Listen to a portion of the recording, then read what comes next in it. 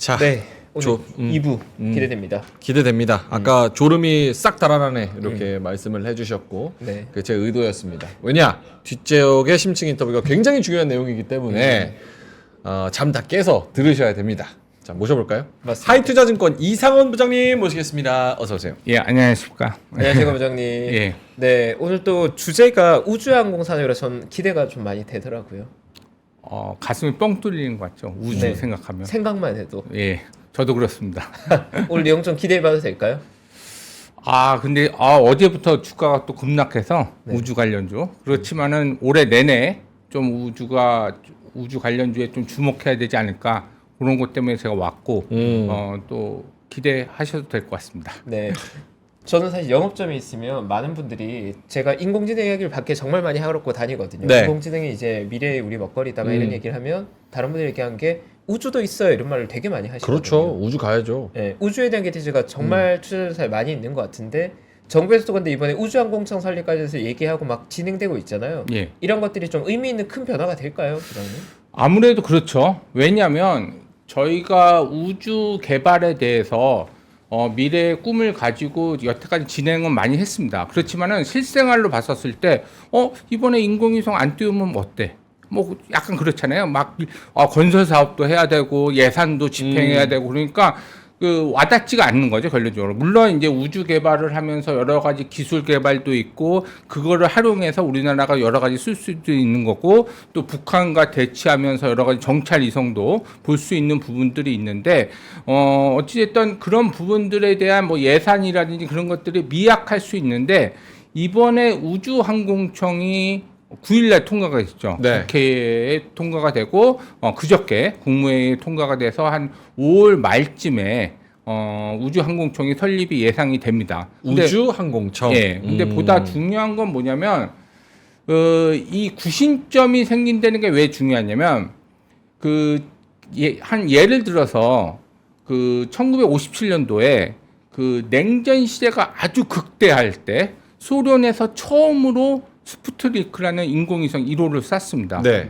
그래서 미국이 난리가 났죠. 쟤네가 먼저 썼다. 예, 우리가 기술력이 엄청 센 것 같은데, 얘네가 또 이렇게 쐈네. 써버려. 사람이라도 보내 달에. 예. 그래서 58년도에 나사라는 미국 우주항공우주국이 설립이 됐습니다.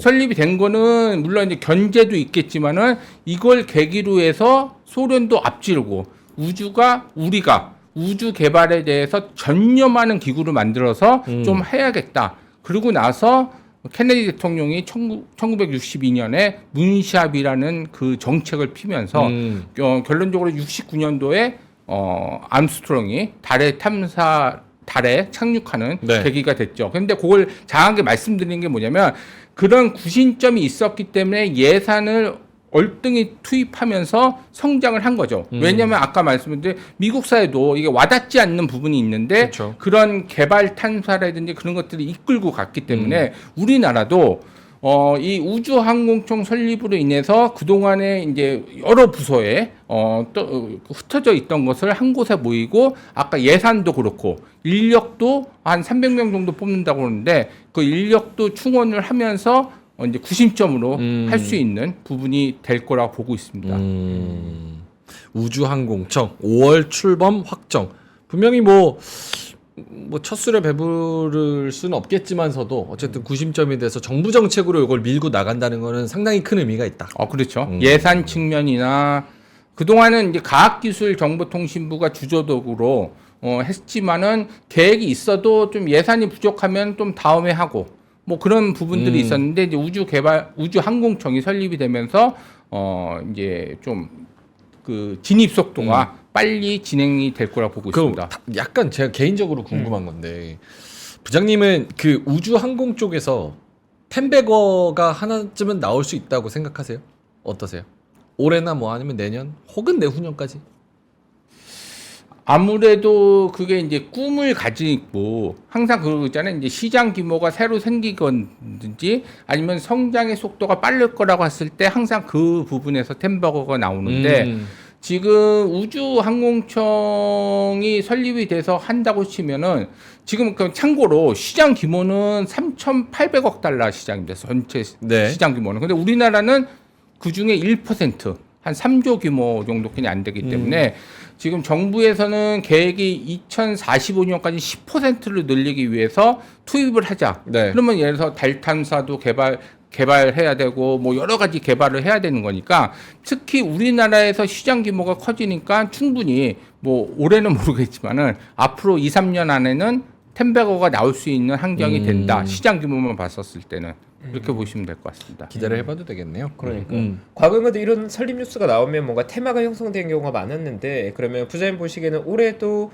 이 우주항공 쪽에 좀 테마의 흐름 그러니까 매크로적인 환경이 좀 우호적이 되고 시장에 관심이 좀 몰입될 수 있는 환경으로 보십니까 올해를?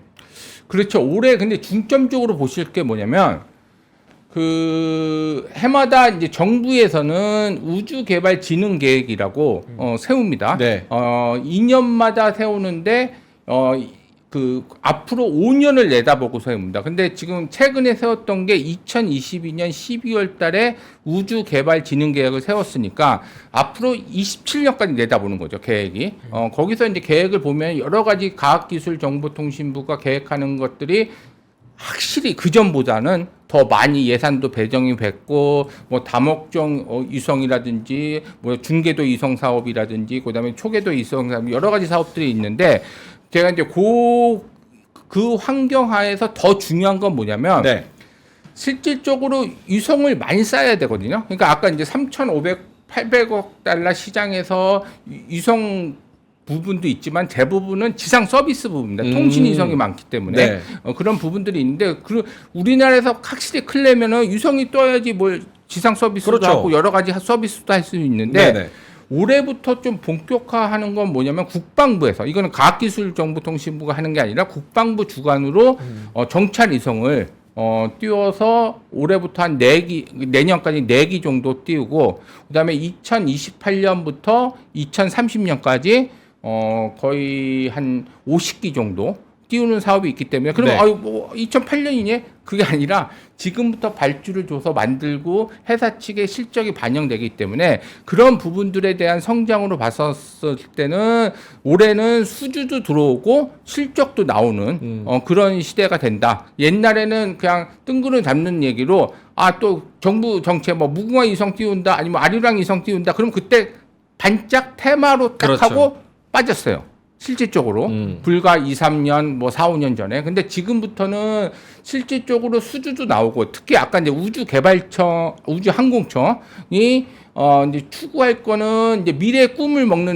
하는 거니까 특히 달 탐사에 대해서 명분을 가지고 추진을 많이 할 겁니다. 그래서 불과 이제 다음 달이면 달 발사체 그러니까 발사체도 누리호 발사체가 있고 달 탐사선을 싣고 가는 발사체가 있는데 다음 달 정도는 그게 발주가 나올 것 같고 그다음에 우주항공청이 설립이 된 이후에는 달 탐사선. 근데 우리가 지금 달 탐사선을 언제 가려고 하고 있냐면 2032년에 가려고 하고 있거든요. 그래서 그런 부분들에 대해서 발주가 많이 나오면서 기업들이 또 수주를 받고 또 실적으로 연결되고 그런 부분들이 있기 때문에 실질적인 사업들이 그전에는 그냥 이거 언젠간 되겠지 하는 사업들이 지금 이루어지기 있기 때문에 성장과 실적이 교집합으로 이루어지면서 주가도 모멘텀을 받을 수 있다. 그렇게 보시면 될 것 같습니다. 네. 근데 요즘은 사실 보면 산업이라는 게 이 글로벌로 다 같이 보지 않습니까? 뭐 예를 들어 클라우드가 됐던 인공지능이 됐던 글로벌 밸류체인 이렇게 보는 건데 지금 나사 같은 거 보면 2025년 내년부터는 발키리라는 로봇이 막 달 탐사기지 건설한다 막 이러고 있는데 한국이 과연 그 정도의 메이저들하고 뭔가 이렇게 밸류체인 형성해서 뭔가 저희가 수혜를 받을 수 있는 레벨까지 와 있는 겁니까? 아니면 한국의 이제 우주라는 건 뭐 국내 수주 받는 약간 로컬 산업으로 한정지어 봐야 되는 겁니까? 두 가지 관점에서 보셔야 되는데 지금은 그 나사 같은 경우에는 그때는 정부 주조로 가다가 지금은 민간에 이양을 해주고 있어요. 네. 그러니까 불과 지금 1월 달에 1월 8일인가 9일 날 쐈죠. 그거 이제 발사체도 그렇고 그다음에 달 탐사선 그것도 다 민간이 만들었어요. 그러니까 달 탐사선은 1,400억을 주면서 예산을 주면서 민간한테 만들려고 하고 발사체도 로키드 마틴이랑 보잉이 합작한 회사가 만들었어요. 네. 그러니까 지금은 민간 이양으로 하는 추세인데 그럼 우리는 지금 어떤 추세나 국산화 추세죠. 불과 근데 누리호 발사체도 전면적으로는 옛날에는 그 외산 부품들을 많이 사용했는데 네. 지금 거의 한 80% 이상이 국산 부품. 그래요? 예. 많이 올라왔네. 예. 그리고 이 발사하는 것도 누리호의 한계에서는 이제 하나 에어로스페이스한테 민간 이양을 해줬죠. 그리고 지금 달 발사체라든지 달 탐사선이라든지 이런 것도 상당 부분 국산화를 하기 위해서 노력하고 하고 있고 지금 이제 425 사업이라고 있어갖고 정찰 이성 다시요. 사유? 425 사업. 425 사업. 예. 그게 뭐예요? 그때도 한번 말씀드리지만 왜 425냐? 죄송해요. 다시 한 번만 설명해 주세요. 사유성이라고 이게 뭐냐면은 그 레이저를 그 지면에 쏴서 굴곡이 반사되는 것부터 보여주는 부분이 사유성이고 그다음에 2호는 뭐냐면은 그 전자광학 이성이라고 해서 맞다. 가시광선 우리가 지금 보이고 있는 게 가시광선이거든요. 그래서 이름을 그냥 단순하게 한글로 425 숫자로 표현된 거죠. 그래서 425 사업인데 그게 이제 5기를 올려 쏘는 사업인데 그거에 대해서 4이성은 지금 어디서 만들었냐면은 그 탈레스랑 그다음 프랑스의 탈레스랑 그 이탈리아의 레오나르도가 7대3으로 만든 회사가 지금 이태리에 있습니다. 네. 거기서 생산해서 가져오는데 그거의 부분에 대한 기술 이전을 지금 어디서 하고 있냐면 카이랑 하나 시스템이 하고 있어요. 그걸 왜 장하게 말씀드리냐면 앞으로 2027년, 2008년부터 쏘는 거는 하나 시스템하고 카이한테 발주를 줬어요. 네. 잘 만들어 온 애들한테 40기를 다 준다고. 네. 그렇기 때문에 제가 이제 장하게 말씀드리지만 지금은 다 기술 이전을 받아서 국산화하는 추세이기 때문에 더 성장을 할 수 있다. 그렇게 보시면 될 것 근데 같습니다. 질문이 있는데 예. 저는 여기 아예 모르니까 특히 문과예요. 아예 항공, 아예 에어로 이런 거 모릅니다.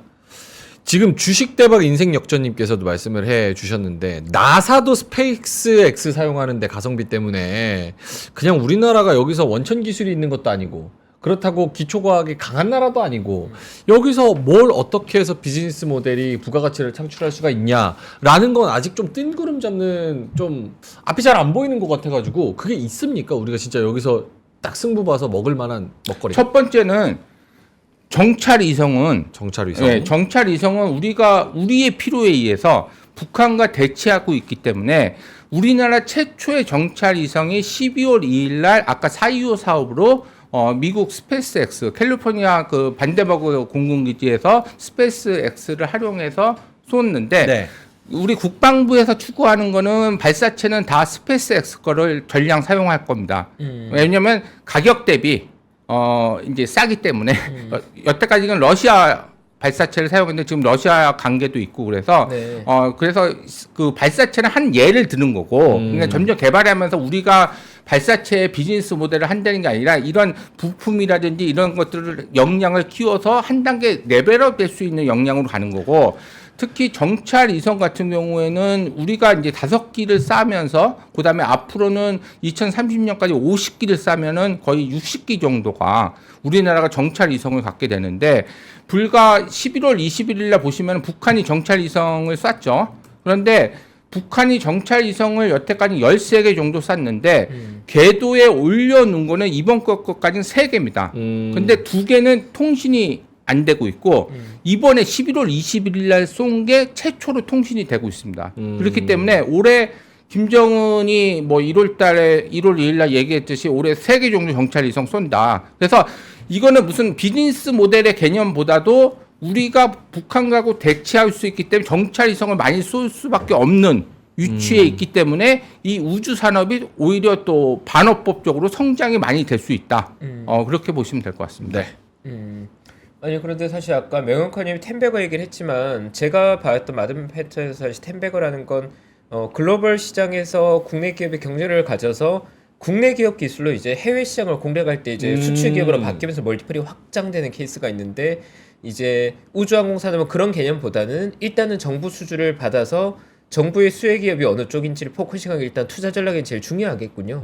그렇죠. 그럼 아무래도 그럼 우리나라 시장 규모만 봐서 3조에서 30조 갈라는 시장 규모인데 네. 전략은 네. 그렇게 생각하면은 이제 물론 해외 쪽에 수출을 많이 해서 뭐 예를 들어서 엔터라든지 우리 그냥 국내에서만 했다가 해외 수출을 해서 그런 것도 가는 것도 있겠지만 워낙 우리나라 시장이 많이 커지는 시장이라고 생각을 하면은 충분히 국내 시장만으로도 템버거가 갈 수 있는 시장 규모가 된다 그렇게 보시면 될 네. 것 같아요. 국내 시장 규모가 그러면 현재 레벨에서 한 10배 정도 성장하는 그 큰 그림이 몇 년에 걸쳐서 10배 정도의 성장을 그리고 있는 겁니까? 지금 2035년, 36년도까지 네. 그렇게 보고 있습니다. 왜냐하면 지금 그 한 40기, 50기 쏘는 게 한 1조 4천억 정도 되는데 네. 그게 주기가 교환 주기가 2년이나 3년 만에 돌아옵니다. 그렇기 때문에 그런 것들이 써오면은 지금 우리나라 몇 년 만에 하나 인공위성 쏠까 말까인데 지금 앞으로는 2030년까지 아까 말씀한 60기, 70기를 쏘는데 그게 주기로 또 2년, 3년 만에 들어오면은 충분히 30조 가는 거는 충분히 가능할 거라고 보고 있습니다. 오케이.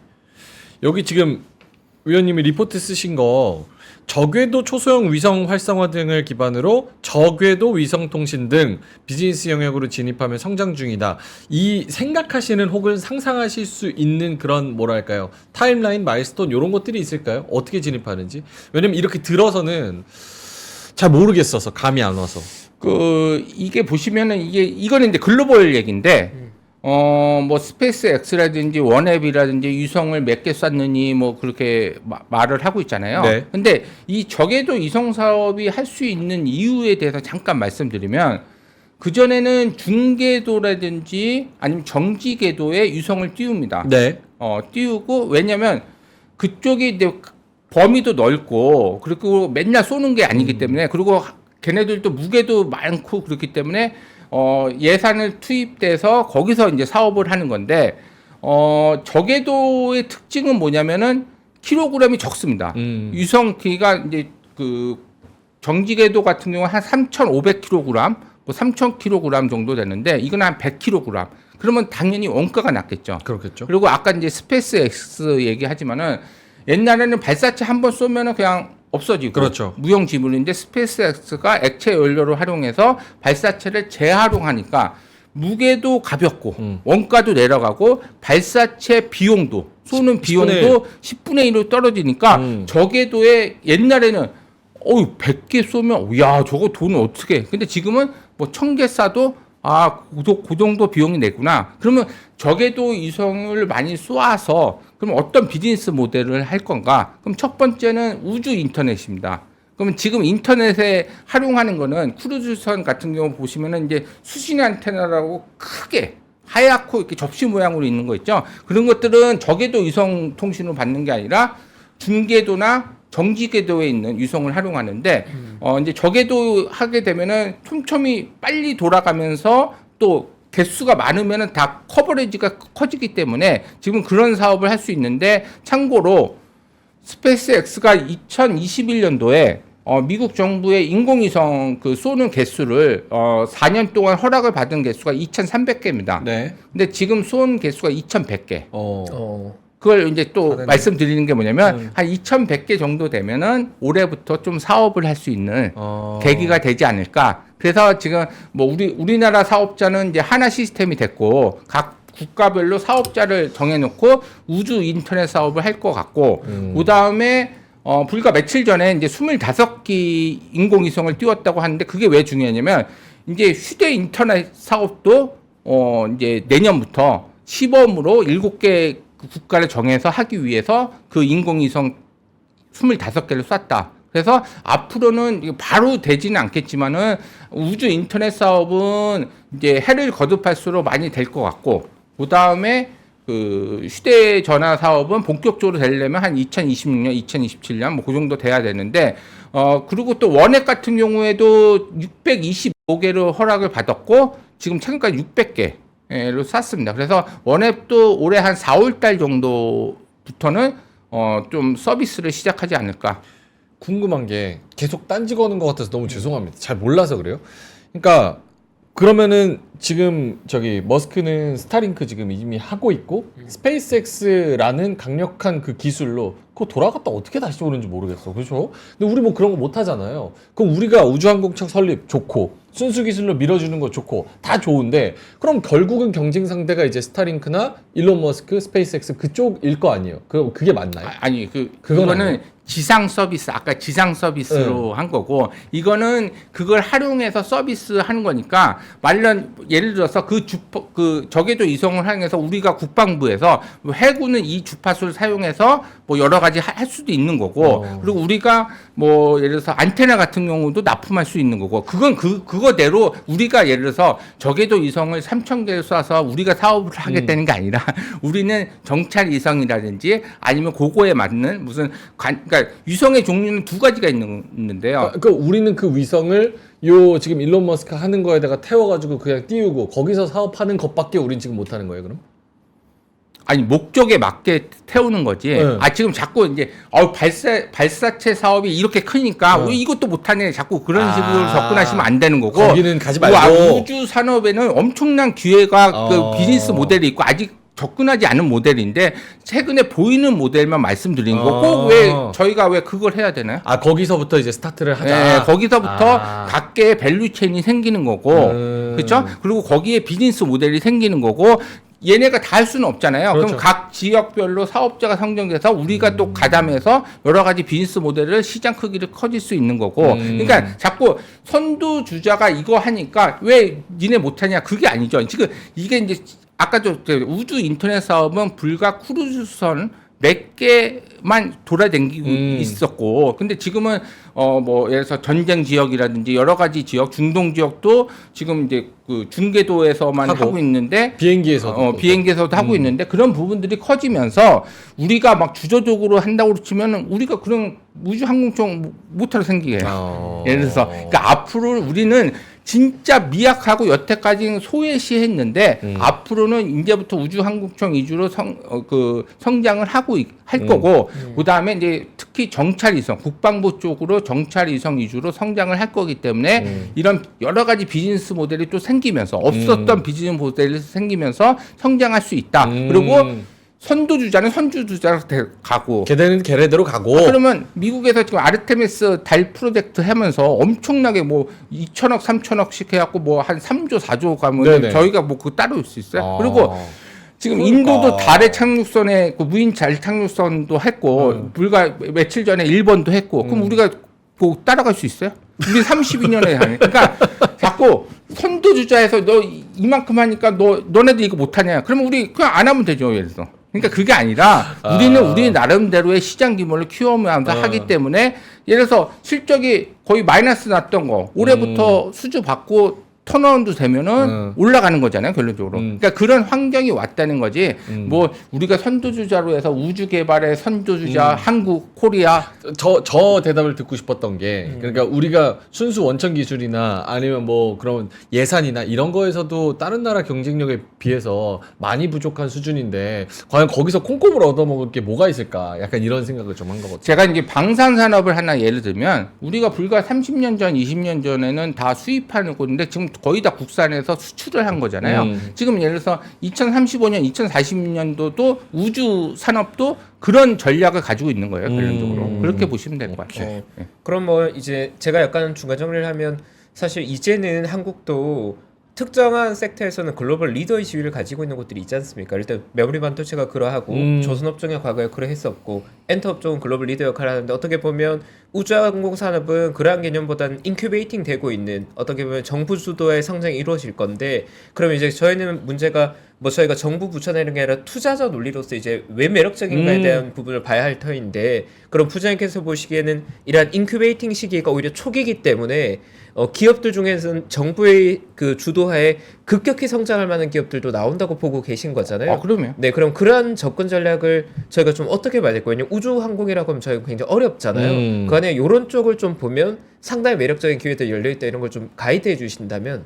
네. 특히 우리가 아까 말씀드린 지상 서비스 부분에서는 아직 약하고 그렇기 때문에 이제 위성을 만든다든지 뭐 발사체를 만든다든지 근데 그런 업체들은 또 방산 업체입니다. 네. 그래서 그전에는 없었던 거, 정부 주도했던 거를 지금 이제 방산 쪽으로 민간으로 하게 만들게 하고 있기 때문에 그런 부분들이 많이 커지는 부분들이 있고 거기에 또 밸류체인에서 여러 가지 이제 그 조그만 기업들도 그런 부품들이 안 만들다가 더 많이 만들게 된 거죠. 진입장벽이 워낙 높으니까 여기는. 그래서 그런 기업들이 많이 이제 실적이 올해부터 수주도 턴어라운드 되고 실적도 턴어라운드 될 수 있는 그런 부분이 분명히 있을 거라 보고 있습니다.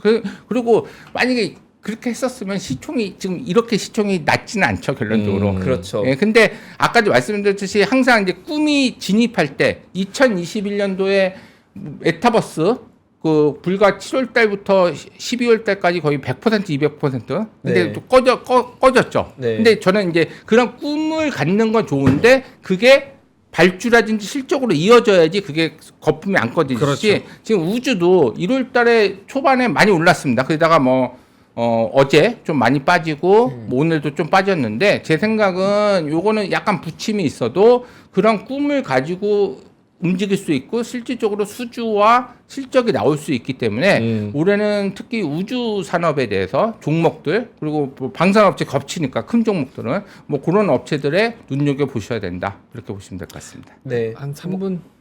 그러면 구체적인 기업명을 언급하기는 좀 조심스러울 것 같고 기존의 방산의 좀 강자들이 이쪽에서도 좀 여전히 좀 기대감이 높다 이 정도로 이해하면 그렇죠. 될까요? 그리고 조그만 종목들도 뭐 이성 들어가고 뭐 그런 종목들도 다 만들 수 있으니까 그런 밸류 체인들도 기대할 만하다.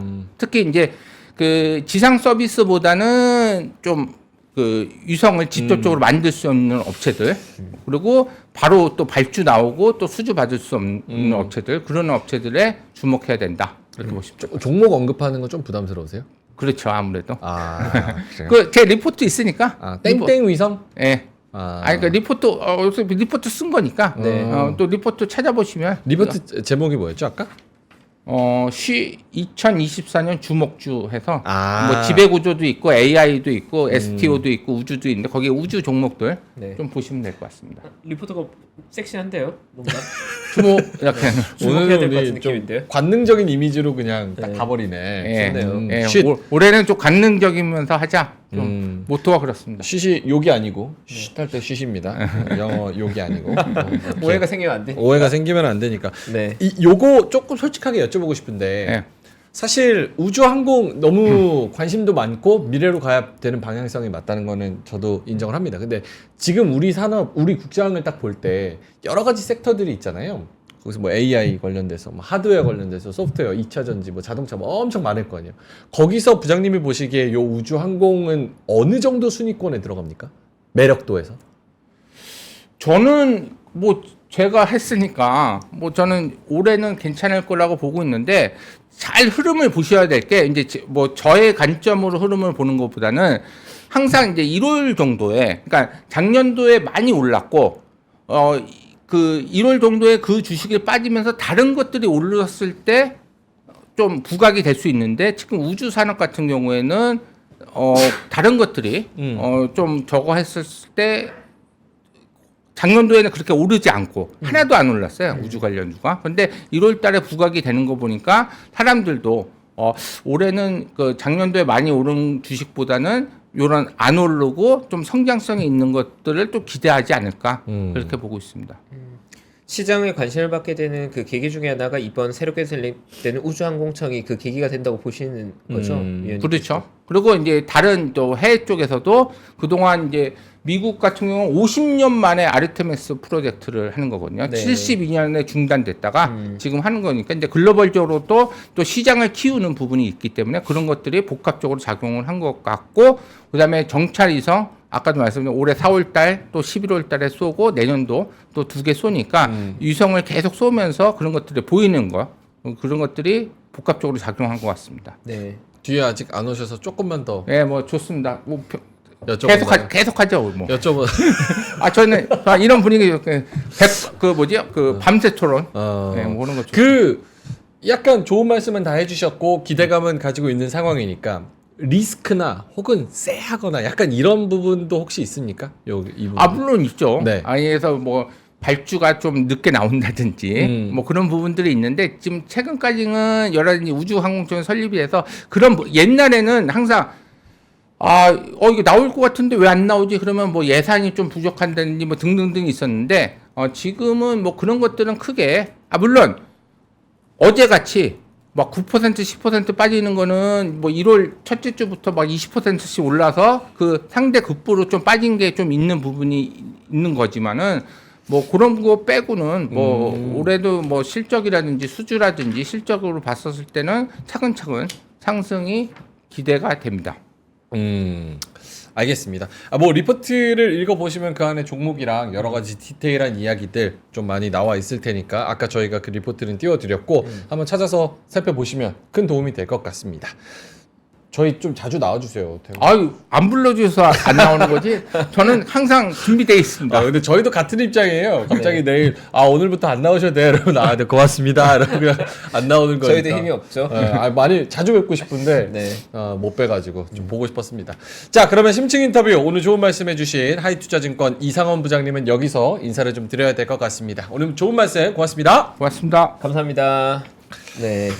우주가 또 많은 분들에게 미래 산업으로서 각광받으니까 네. 국내에서도 어떻게 보면 어떤 정부 정책에서 수혜를 받는 기업들은 분명히 생기긴 할 것 같아요. 네. 우주 항공. 우리가 좀 잘했으면 좋겠는데 음. 이런 거 좀 예산 좀 팍팍 쓰고 맞습니다. 인력 좀 늘리고 인재도 좀 영입 좀 하고 맞아요. 이래야지. 알겠습니다. 그럼 저희는 이만 여기서 물러가도록 하고요. 오늘 데일리인트 심층 인터뷰 저희가 좋은 내용을 잘 전달했기를 바라면서 내일 샘 알트만과 함께 정말 좋은 하루를 보내셨으면 좋겠습니다. 내일 금요일에 퇴근길 라이브에서 뵙도록 하겠습니다. 고맙습니다. 감사합니다. 장 시작 전부터 종료까지 쏟아지는 수많은 뉴스와 정보들. 이 중에서 어떤 것이 투자에 정말 도움이 되는 정보일까요? 3프로의 증시 셔터맨 박근영 마스터가 직접 정보를 선별하고 투자의 힌트를 드립니다. 시간도 아끼고 투자 아이디어도 얻는 시간, 박근영 부장의 마켓 힌트와 함께 하세요. 자세한 사항은 3프로 TV 앱과 홈페이지를 확인하세요.